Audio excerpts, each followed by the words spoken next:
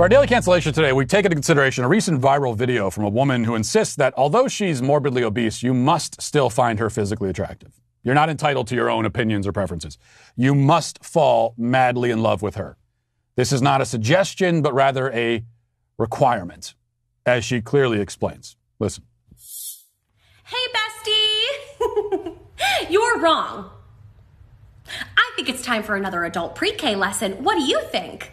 All right, turn your listening ears on. Zoop, catch a bubble in your mouth.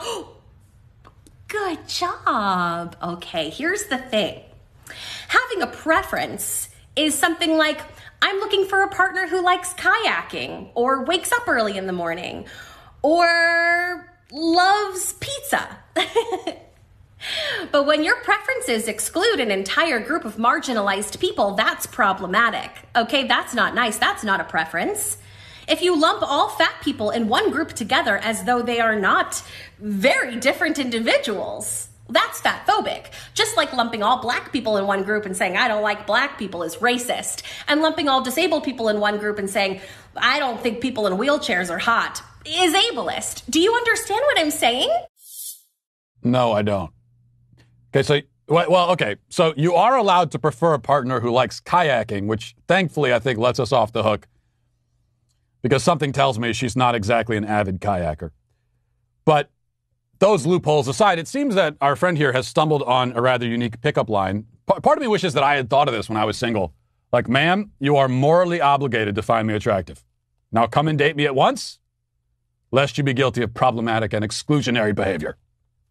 But something tells me I would have struck out as badly with that line as I'm sure she does. The only difference is that I would have been arrested for harassment and stalking on top of it. Now, a few points to make here. First of all, this woman, and my 12 seconds of research tells me that her name is Lexi, has, and the research was just looking at the bottom of the video there where it says her name, she has a problem that goes beyond her weight.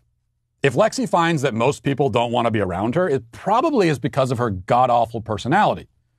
I, for one, would rather take a bath in battery acid than be stuck in a room with her for any length of time.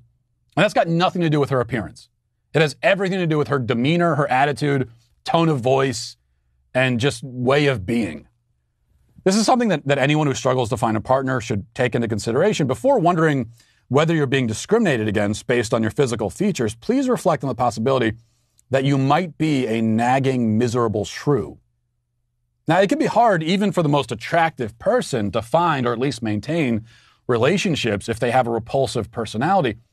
But if you're not a top-notch physical specimen, and most of us aren't, and you also have the character and general disposition of the Wicked Witch of the West, then you really have put yourself in a hole with only yourself to blame for it.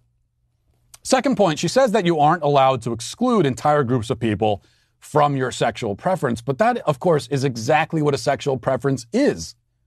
That's what any kind of preference is, actually. Preferences exclude by definition.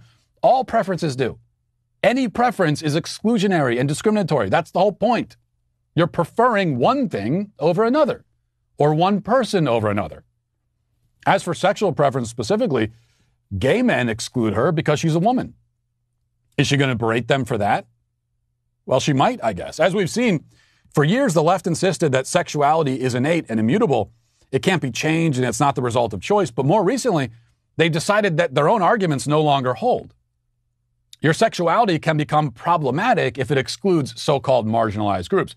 A gay man who isn't attracted to a woman who identifies as a man is now a transphobe. A straight man who isn't attracted to a man who identifies as a woman is also a transphobe. Anybody who isn't attracted to an obese person is fatphobic. Anyone who isn't attracted to shrill, hectoring, condescending scolds like Lexi is whatever kind of phobic that applies to. Your sexuality is not your own business. It is not a private matter anymore, as the left had previously insisted. They will decide who you should be attracted to. And quite often, coincidentally enough, the person putting themselves in the position to make this choice for you will decide that you should be attracted to them personally. Funny how that works. You know, it's like, well, I've run the numbers and I've done the calculations, and it turns out that in order to not be a bigot, you're supposed to be turned on by, what does it say here? Oh, me. Sorry, I don't make the rules. Well, I guess I do, actually. Third point, briefly, referring back to the first. This seems to be something that a lot of people do, even if they aren't on the left. When people have trouble forming and maintaining relationships, both sexual and platonic, they develop a victim complex, deciding that the problem in their personal and romantic lives is that everyone else is being mean to them. And this only exacerbates the problem because nobody wants to be around someone with a victim complex. Even people with victim complexes don't want to be around other people with victim complexes. In fact, people with victim complexes especially don't want to be around other people with victim complexes because then it becomes a zero-sum game, a sort of victimhood competition. The self-determined victim becomes all the more isolated as a result, and their victim mentality only hardens and spreads and metastasizes over time.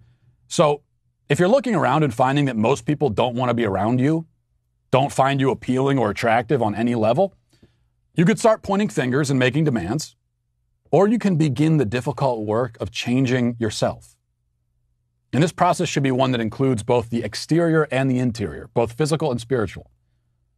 Although this is hard and painful and it requires the kind of honest self-assessment that most people don't have the wherewithal to conduct, the good thing is that you actually have control over yourself. Yourself is a thing you can change by the grace of God. You can't really force anyone else to change. All you can do is scream at them as they back ever farther away until you're all alone, yelling into the void. It's up to you which strategy you choose.